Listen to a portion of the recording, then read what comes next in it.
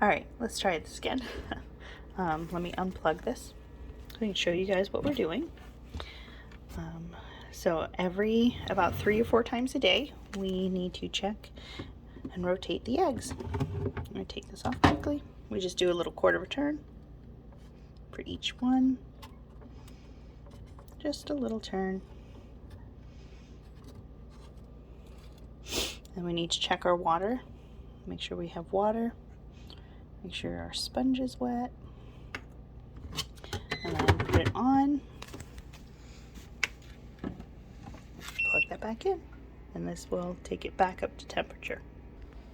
Okay, so some questions that we wanted to answer for the kids are why we need to add the water.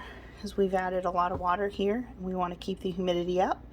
Why we need to do that is so that the membrane that's actually inside of these eggshells needs to stay moist. If it gets too dry, the baby will have too hard of a time ripping through it, and they may not be able to tear through it, and instead they'll suffocate inside of that egg. It's actually called shrink wrapping.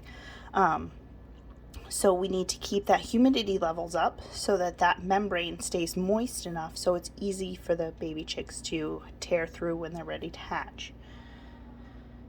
Why do we rotate the eggs? Well, we rotate the eggs actually so that the baby chicks don't stick to a certain part of the egg.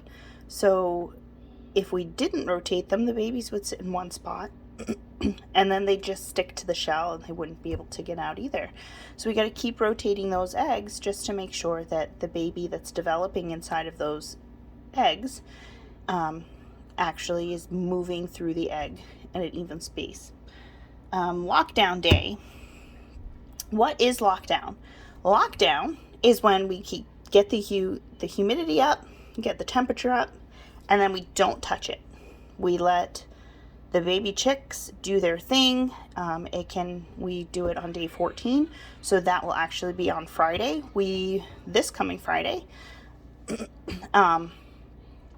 we will not be touching the eggs, no more rotating. I'll just make sure that the humidity stays up, and within a few days of that, we should be watching the chicks hatch out of these eggs, and we're so excited. We can't wait to do that with you guys.